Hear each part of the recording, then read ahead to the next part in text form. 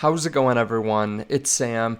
We have to talk about opportunity in the market here. Something that I see that maybe you want to get into, something that you might feel similarly about, and we do have ETF numbers as well that I want to cover. If you don't mind, hit subscribe, turn on the bell notification underneath the video to see future videos just like this as soon as I make them.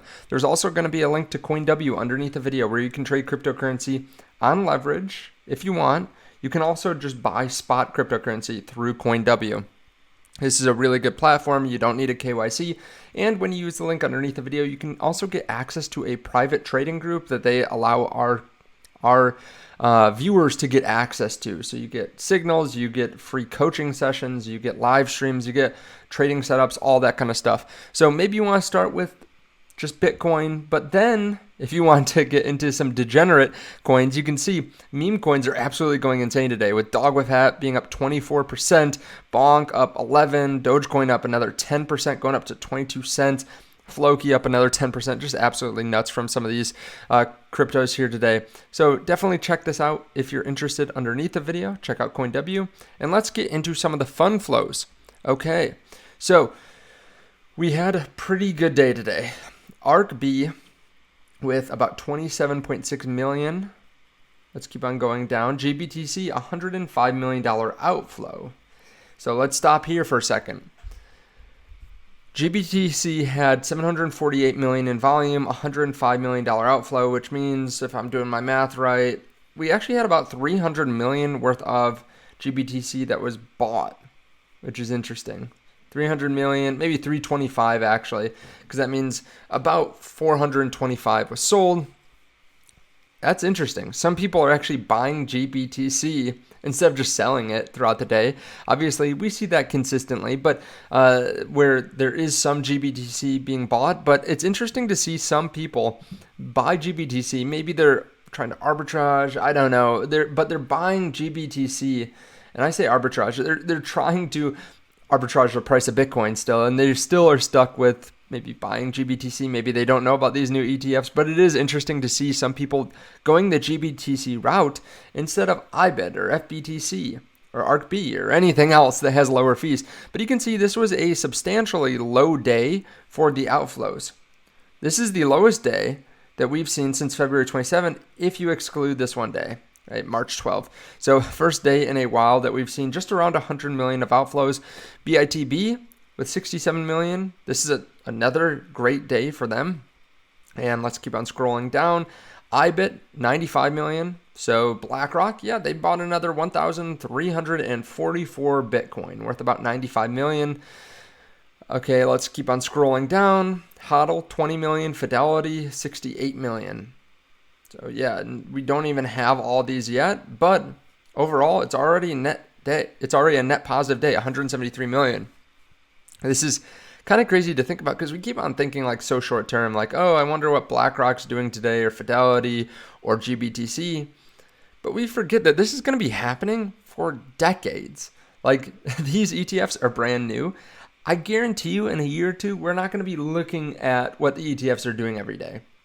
A lot of people are doing that now because it's fresh and new, but these are going to be positive flows for years. And of course, we're going to have off days, right? But this is going to be crazy, the relentless buying pressure after years and years of this. What's going to happen, right, to the price of Bitcoin? You can see PlanB, stock to flow. He says stock to flow doesn't care. Halving is coming.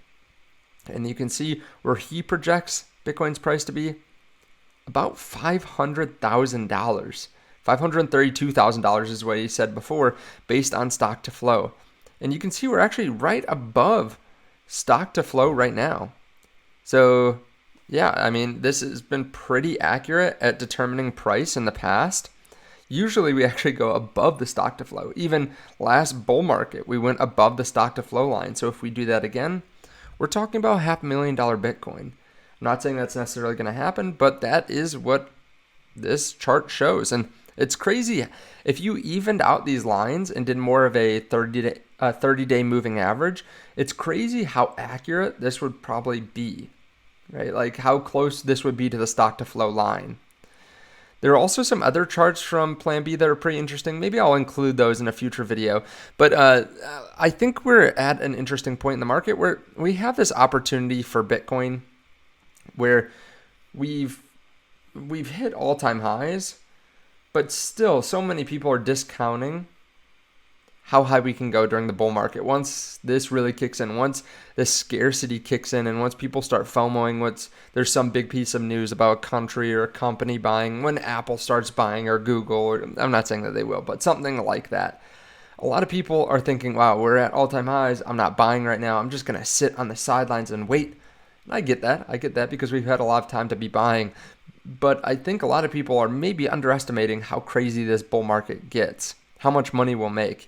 And one thing that I thought was also an interesting opportunity, I'm not saying to go out and buy Bitcoin. I actually have a video on my homepage describing whether I think it's a smart time to be buying Bitcoin. But this is another thing that just popped up after the market closed today. CLSK, or Cleanspark, announced a stock offering. I think it was for about $800 million. This is fascinating, though, because so many people are pissed off at this. They say, how to kill your stock price 101. CEO is selling. Drop nearly a $1 billion offering after hours on a holiday weekend. That's a whole new level of dirty. And I see a lot of people echoing the same sentiment. They're talking about CLSK because over the last few days, some of the employees there were selling. They were selling millions of dollars of Cleanspark.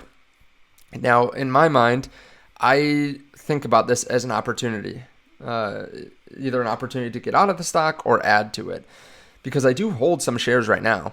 And honestly, I think this is an opportunity to add to the position if it opens up down. Now, I haven't bought Cleanspark in a long time. I have not bought it in months, but seeing this kind of reaction, that's quite interesting. And this is on a day where we're already down 8.2%. A lot of bear sentiment. And really, when you think about an at-the-money offering or a stock offering, it's not inherently bad, right? There are a couple different reasons they could be doing this. Maybe they have a deal that they want to buy. Maybe they have more miners and it's going to be accretive. So that's one scenario. One is they want to just hold more Bitcoin and they're just going to go through some of their cash, right? They're bullish on Bitcoin, so they're going to go through some of the cash here. And then there are other options too for why they could be doing this, or other reasonings for it. But they've been very good about accretive business transactions in the past.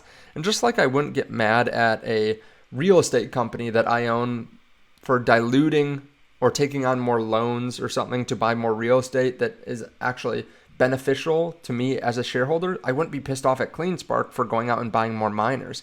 It's a bad look when a CEO or someone high up at the company sells ahead of something like this, but it's not necessarily always a negative thing for the stock price when this is announced. If you remember back in like 2021, 2022, there were a lot of companies that announced these offerings and they actually went up afterwards. Like, it was crazy, but that does happen sometimes. So I think it depends how they're using this. I'm not necessarily upset with them for raising some capital, and if they think that their stock is overvalued too, or they have a better use of that capital by maybe raising some capital, buying something, if they think they're maybe a little bit overvalued, then it makes sense for them to sell more shares. Now, I'm not here to tell you what they're worth.